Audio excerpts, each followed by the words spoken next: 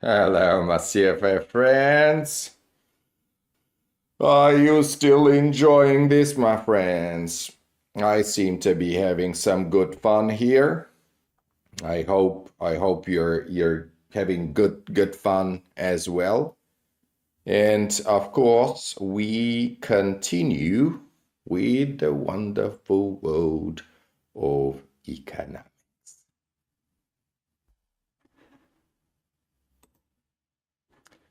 Right. Okay. Look at who's waving at you again here. Right. Let's have a look. We are gonna be looking at fiscal policy. Very, very nice. So here's our exam focus. Obviously, we need to understand what fiscal policy is. We're gonna talk about the types of taxes.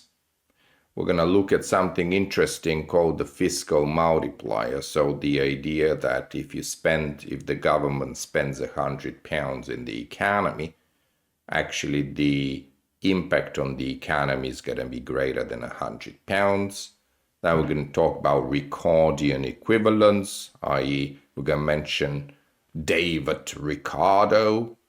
And finally, we're going to finish with policy lags. We're going to talk about recognition lags and impact lags and so on and so forth. So let's get started. Okay, so fiscal policy definitions here. Now, notice that we are going to be using a couple of different words here. We're going to talk about discretionary. We're going to talk about automatic. So discretionary is where we basically get to decide what we want to do, right? We are the decision maker, whereas in our automatic policies, these policies are going to kick in without us having to do anything. Okay, now, if you are making your baby steps in this topic, you probably want to start with the very basics, which is what is fiscal policy, right?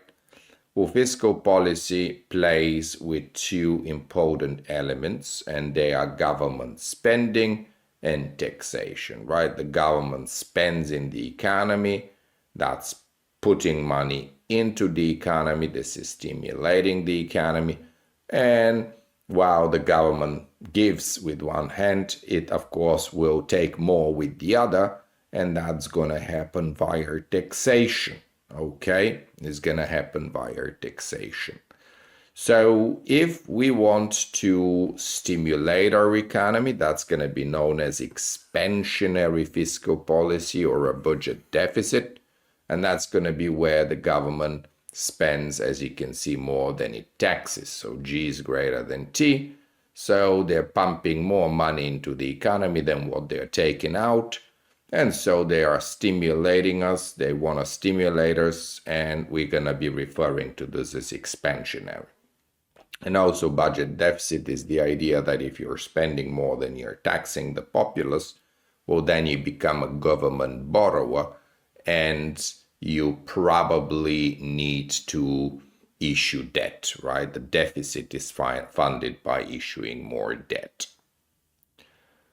Okay, contractionary fiscal policy, that's going to be the opposite. So now we are taxing the populace more than the amount of money we are putting in the economy. So now we are trying to cool the economy down, and we're running a budget surplus. In other words, we become a government saver rather than a government borrower. So now we actually are in a position to start paying down some of our obligations. Now that's very rare in today's world. Of course, most governments, of course, are running budget deficits. But theoretically, if they were to run a budget surplus, they'd be able to start bringing down those debt levels.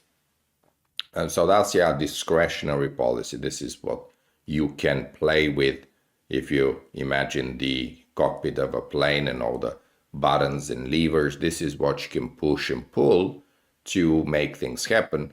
Whereas with the automatic stabilizers here at the bottom of the page, they're going to be kicking in automatically without the government having to do anything. So, for example, we can see that in a recession, more people are unemployed, so more people are getting, let's say, unemployment benefits, and the ones that are in employment are earning less, so they're paying less taxes. So taxes naturally go down and government spending goes up in recessions, and that is automatically allowing us to cool the economy down. Whereas in expansion, people are going to be earning more, therefore paying more taxes, there will be less unemployment benefit and so on. So the opposite will happen, and the economy will be automatically cooled down during expansions. Okay. Right, now what are my tools? Okay, so here I'm looking at my spending tools, my friends, my spending tools. So I've got transfer payments. So these are kind of your benefits. We're going to be redistributing wealth. So we're going to take from wealth creators and we'll give to someone who's not creating wealth. So these are your transfer payments. Then you've got current spending. So here the government spends on goods and services, right? So it just buys goods and services, maybe, pays for the fire department or the police department, or buys some kind of service like a computer system. And then you've got the capital spending, which is where your government decides to maybe buy infrastructure. Maybe they have a nice little railroad project or motorway project or something like this. So these are more kind of long-term infrastructure projects. They take a long time to implement, but of course they are still part of your government spending, so they're going to be boosting the economy. Now, on the other side of the equation, remember the interplay is G minus T or T minus G. So we've tackled the G. Now let's look at the T. So in terms of taxes, you've got direct taxes, so taxes that directly impact you. So the obvious example here that impacts all of us, right, is income tax. You're gonna be earning if you're an employee, and then you will have to part with a large chunk of what you earn because it has to go to the government. Okay, so this is your direct tax here, and that's only one part of the types of taxes that can be imposed. The other one is indirect taxes. And here I like to think of VAT, right? We've got VAT, which is value added tax, and this is going to be imposed on purchases. When you're in the supermarket buying stuff, part of what you're paying is VAT, which is, of course, again, going to the government, and it is a form of tax. Now, I don't want to give too many spoilers. We're going to see in some of the questions how these things get tested. So I don't want to really reveal everything here. Let's have a look at some questions and we'll see how this gets tested. Okay, well, I don't need to tell you what you got to do here, right? So pause that video, my friends, and try to figure out what's happening. Okay, so this is a direct versus indirect tax problem. Which of the following statements is most accurate? Okay, so we want the most accurate statement. So direct taxes are useful for discouraging alcohol consumption. Well, let's think about it. What is a direct tax? Direct tax is tax that is imposed on your income, right? So why would that discourage alcohol consumption. I don't think so. This sounds like a made-up statement. Probably the correct statement would have been indirect taxes will discourage alcohol consumption, because if you put a very high VAT on things like alcohol and tobacco, well, it's going to make it more expensive for people to consume, and therefore they might think twice before purchasing those goods, right? So here the government puts on the cap of, basically the decision maker as to what is harmful for, the people, the populace, and therefore they can increase taxes selectively on certain items. And we're talking about indirect taxes here in order to discourage consumption. So A is going to be wrong or not most accurate. Then Bravo, because indirect taxes cannot be changed quickly, they are of no use in fiscal policy. Well, first of all, taxes are part of fiscal policy, so that statement already doesn't sound very right to me. But also what you gotta remember is that indirect taxes are actually pretty quick to change, because it's not very difficult to say, oh, well, my VAT is going up from 20% to 23%, okay? So they're fairly quick to implement. The ones that are slower to implement are direct taxes, your income taxes, because typically they have to go through various legislation processes. I'm not an expert on this, but certainly they're going to be taking a lot longer than indirect taxes. So that still doesn't look very right to me. So Charla, government capital spending decisions are slow to plan. So remember here we're talking about capital spending. So this is your PP&D, this is your infrastructure. So are they slow to plan?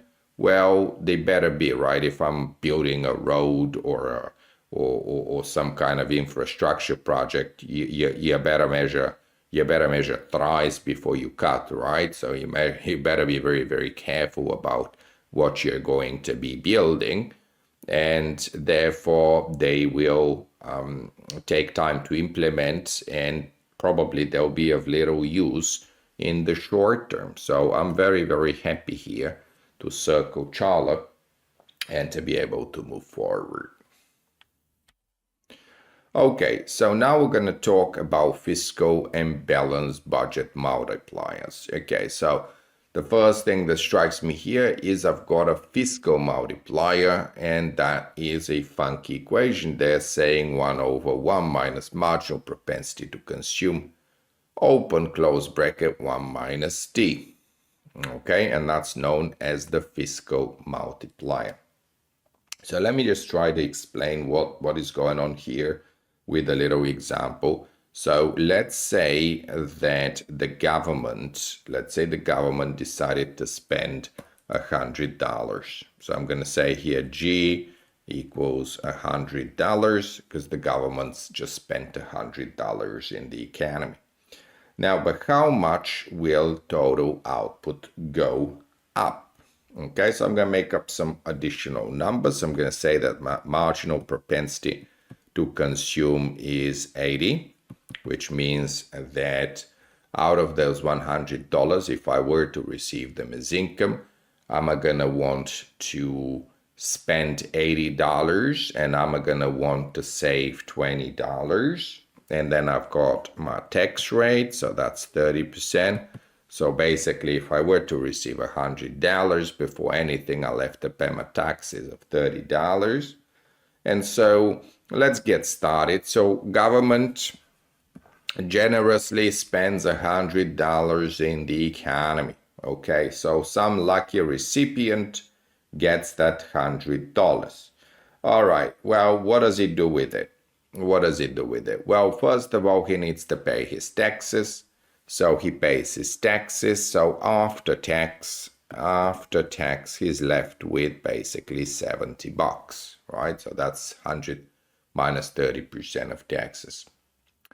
Okay, well, now he's got $70 of after-tax money. Okay, what can I do with $70 of after-tax money?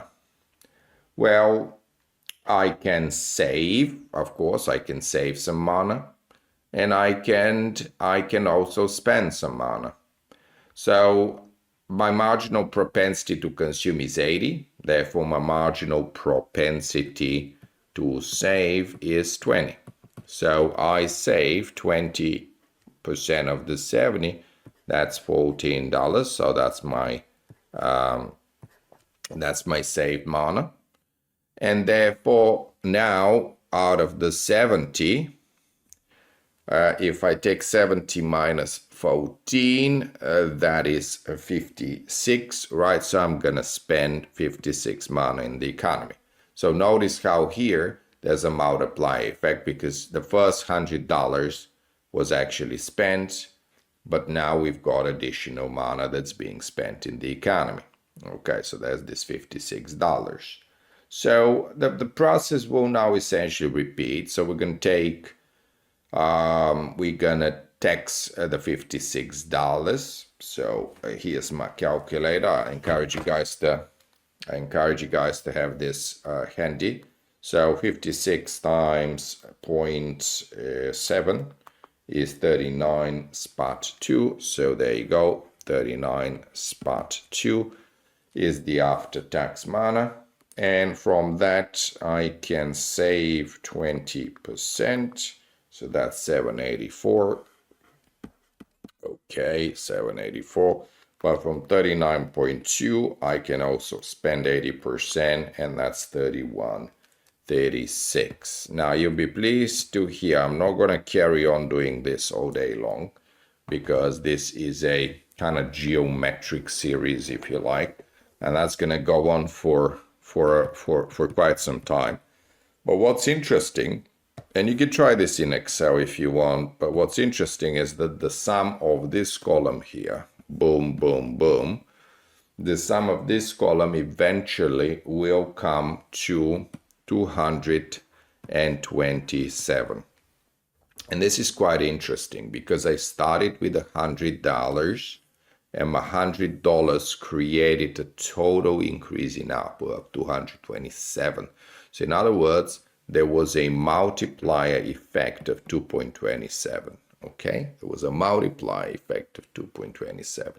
Now, was there a quicker way to do this? Well, if you go back to the formula here on the slide, you can actually calculate this fiscal multiplier with our lovely formula here. So I've got 1 in the numerator, then I've got 1 minus, what was my MPC was 0.8, and 1 minus t was 0.7.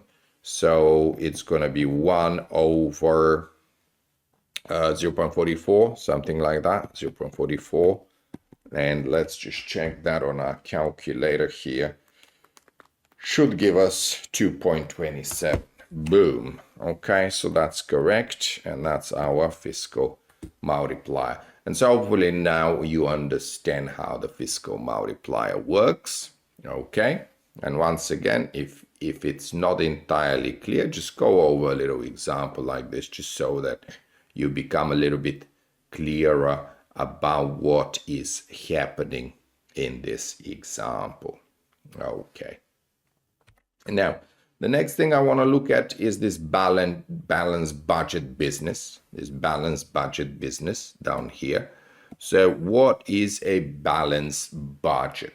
Okay, balanced budget is when the government wants to be responsible, so it doesn't want to borrow in order to finance spending, but it wants to balance spending and taxation. So if the government has decided to spend an additional $100 in the economy, then they're gonna want to match this with an additional $100 in taxation. Okay, that's a balanced budget. So they're balancing the increase in government spending with the increase in taxation, so the fiscal deficit is not increased or the fiscal saving is not reduced. All right. Now, here comes a very important statement though. The balanced budget multiplier is positive. It's positive. Okay, it's not zero, it's not negative, it's positive. Okay, why is it positive? Because the fiscal multiplier, okay, was 2.27. But we can also go through a similar argument to show what the tax multiplier will look like. Okay, so don't worry, I'm not going to be going over this numerically, but just trust me, the tax multiplier is lower than the fiscal multiplier. That's pretty much all you gotta want to remember here. The tax multiplier is lower than the fiscal multiplier. And if you want to intuit why that happens, is if your government increases taxes by $100, they're effectively reducing your income by $100, right? Okay. Now, would you reduce spending by $100 is the question. Okay, so they've just taxed you $100. Would you reduce your spending by $100? Well, no, you won't, because remember, your marginal propensity to consume was less than 1. In our example, it was 80%.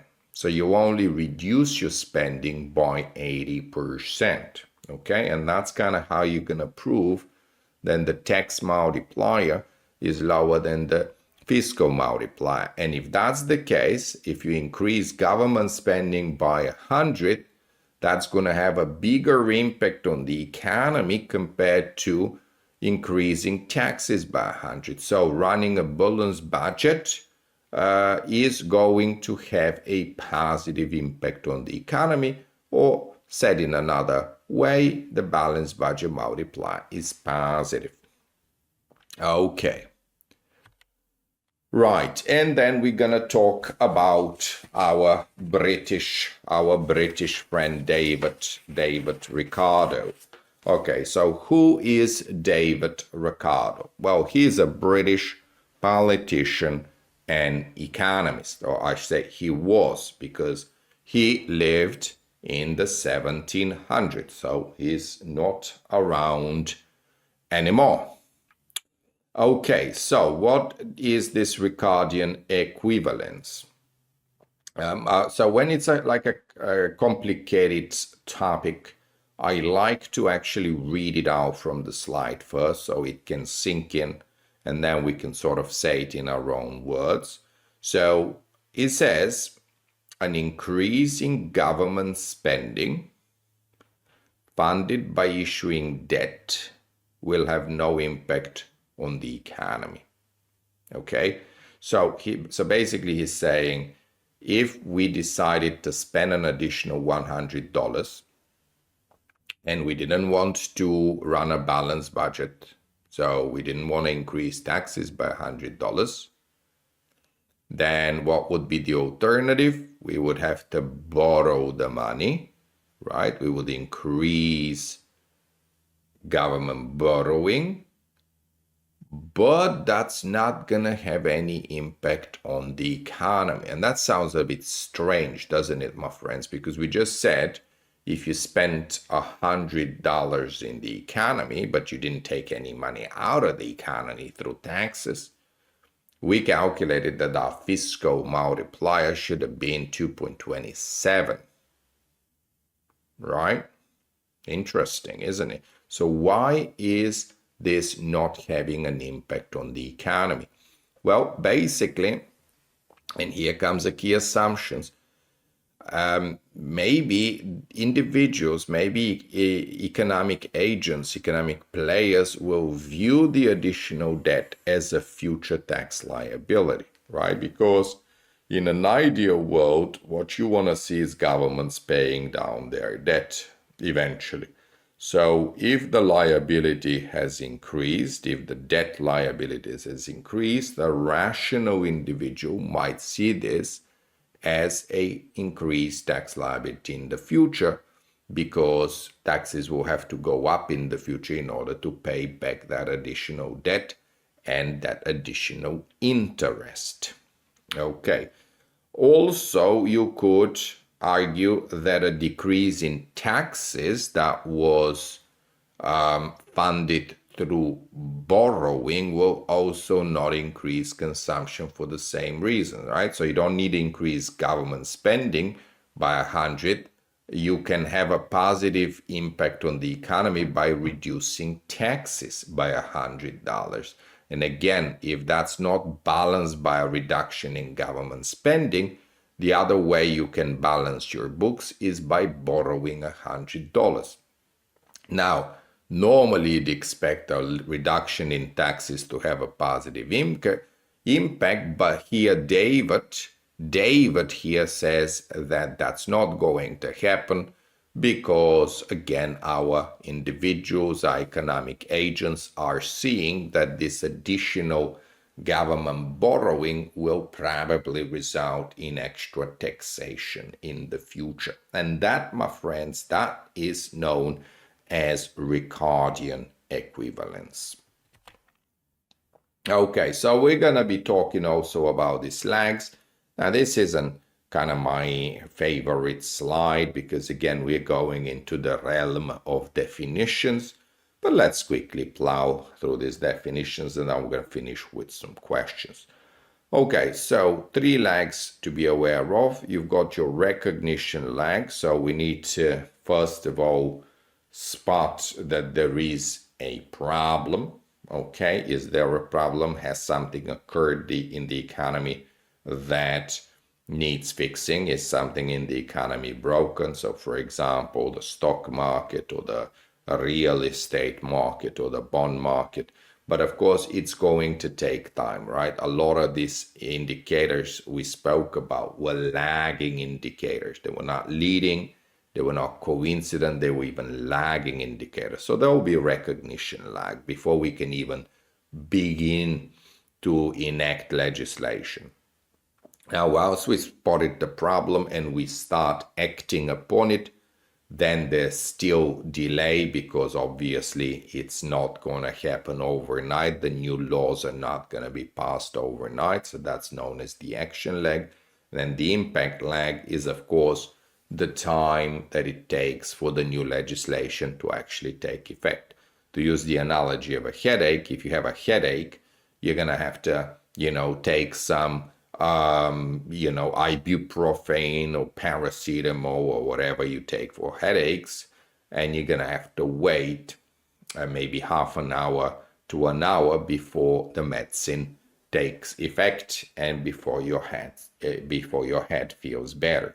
Okay, so the lags can cause fiscal policy changes to be destabilizing. So this is kind of one of the problems here, that by the time we have spotted that a problem exists, by the time we have acted upon the problem, by the time we've waited for our actions to take effect, it may be too late. The economy may already have found its own ways of fixing itself, and our own actions, our governmental actions, may end up overheating or overcooling the economy or destabilizing the economy in some other way.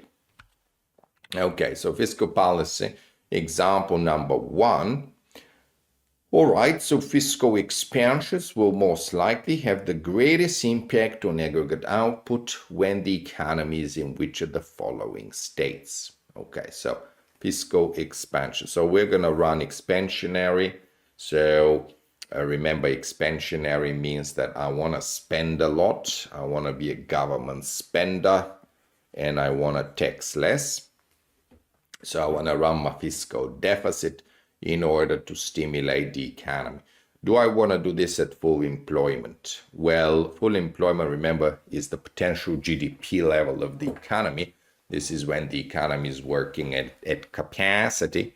Well, if you tried to stimulate the economy when it's at full employment, you will simply be causing a lot of inflation, not to mention that, of course, you will have to borrow money for absolutely no reason. So that's going to be a terrible, terrible idea.